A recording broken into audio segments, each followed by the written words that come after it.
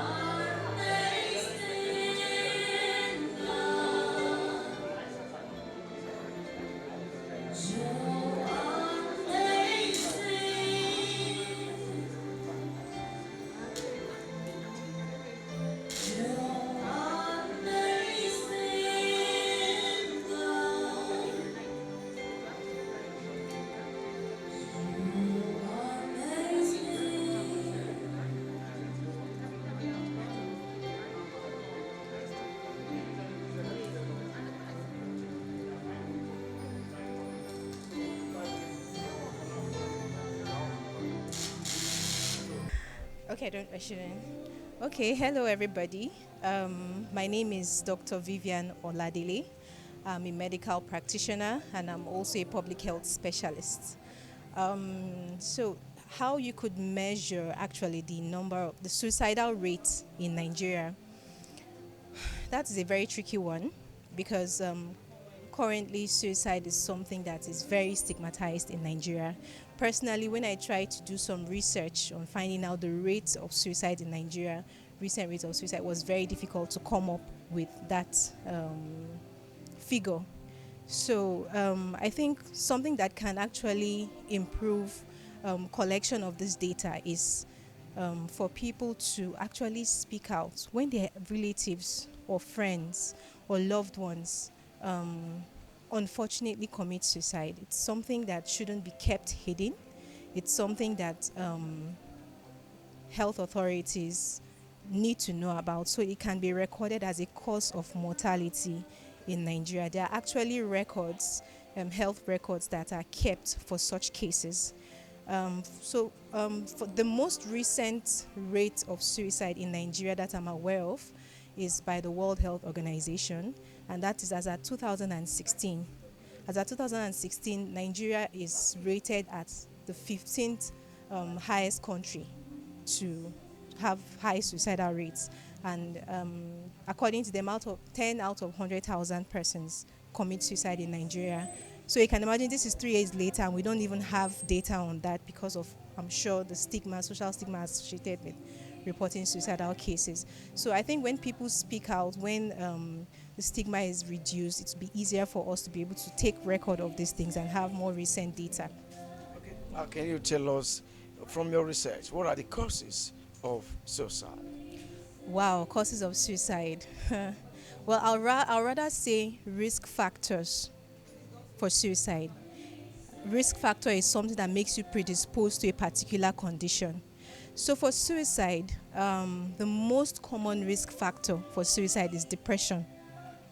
People that have depression, and anybody is susceptible to depression. Um, Depression from one cause or the other. It could be due to um, people that maybe recently lost a loved one, someone that lost his job, someone that doesn't have job security, things that could cause you to shift balance from your normal state, your normal milieu.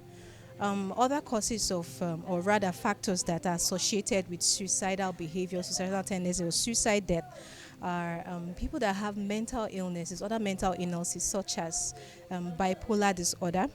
A bipolar disorder is a mental disorder where you have um, an individual so happy in one moment, and in the next moment the person is so sad. you know Schizophrenic disorders are also risk factors for suicide. um, Also anxiety disorders are also risk factors for suicide. And then of course abuse, someone that has been abused physically, sexually, emotionally, they usually have tendency to commit suicide, especially when the issue comes out in a way that they are not expecting, it to come out. So many risk factors for suicide. It could be due to someone who, like I said, someone who was recently bereaved, and most commonly amongst young people, people that have emotional issues, maybe heartbreak, their boyfriend or girlfriend left them or something. So there are so many issues, and when you think about the risk factors for suicide, it just shows that anybody is at risk. Anybody can actually be at risk for committing suicide. So it's something we should really think about.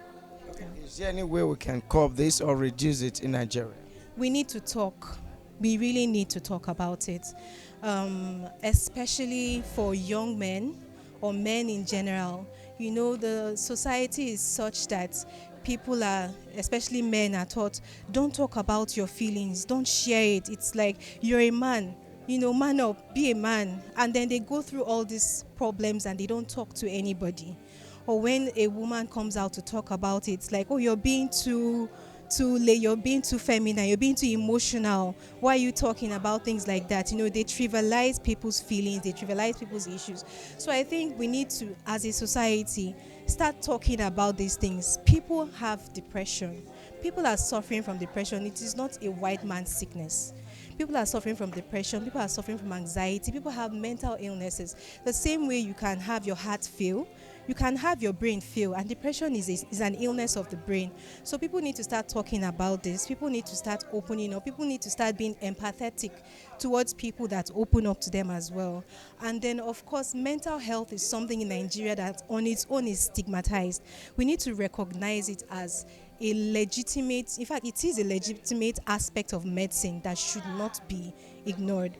I know there are a couple of mental health associations like Mentally Aware Nigeria, I think Joy Inc., a lot of them, that are coming up to help people to talk about their depressive symptoms, talk about issues that are bothering them. So we could actually encourage these people to in the work that they are doing.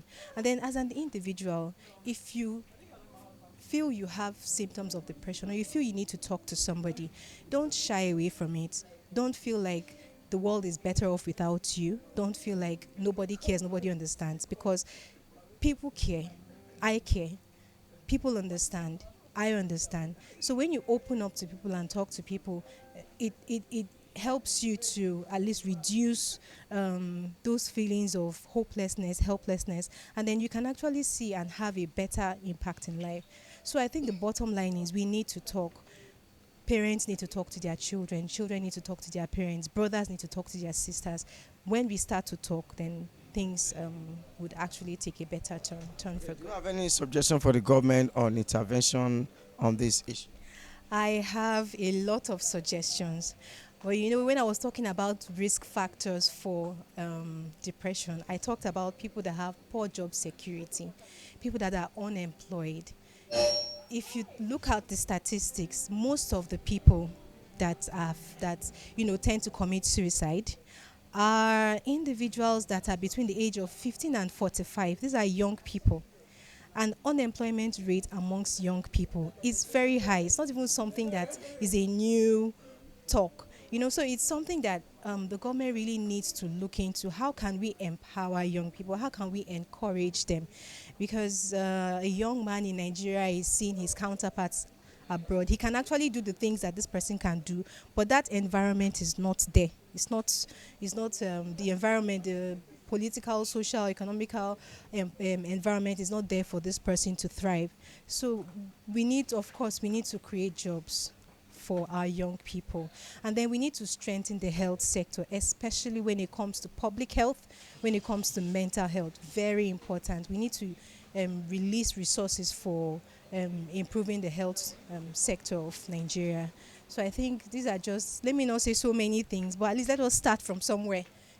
Give us jobs, help us with health. And I think with this we can actually start from somewhere to curb suicidal rate in Nigeria, especially among the youth.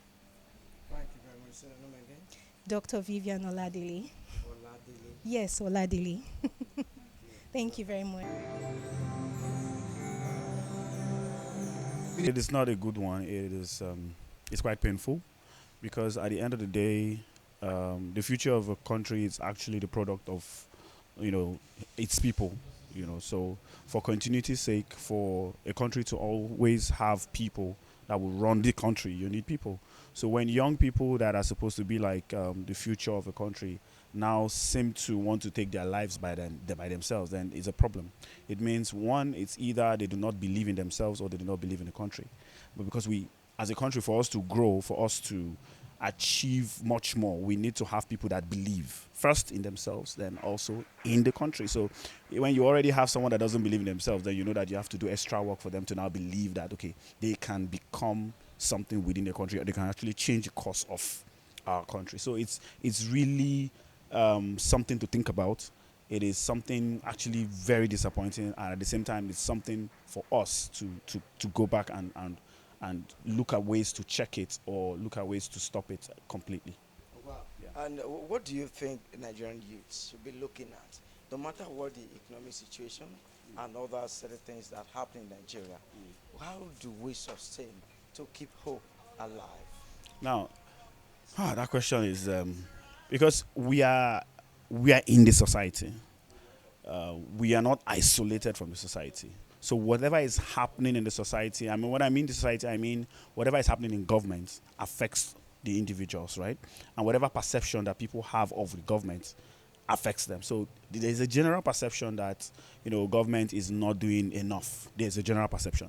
And that can actually affect the youth, and they might feel like giving up. But what I would like to say is, even as much as we feel like governments are not exactly doing everything, the truth is government cannot do everything.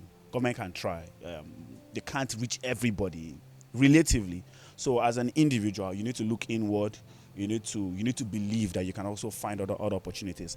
I'm not exactly saying we should encourage brain drain. I'm not saying people should leave the country, but what I'm saying is people should look within and also find ways in which they can help the society or help the government. Because there's this popular saying by, I think, JFK. He said, "Don't think not what your country can do for you, but you should think of what you can do for your country." So I think we need to reverse the role now and say, okay, what can I do for Nigeria? What can I so from that angle, you begin to look within and look at yourself, and not the other way around, thinking it's government that is supposed to help you.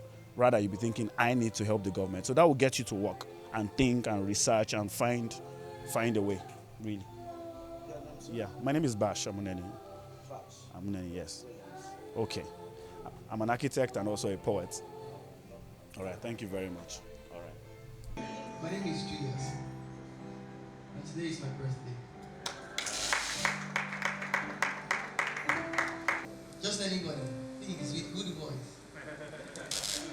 Just one version of it. Alright. Happy birthday, happy birthday, happy birthday to you.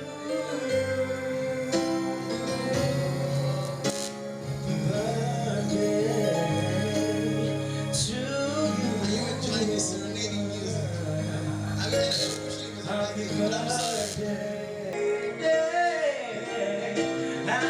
birthday.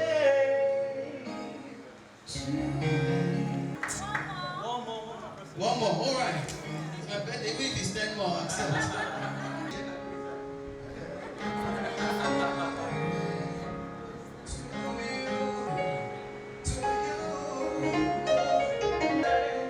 Happy birthday to you.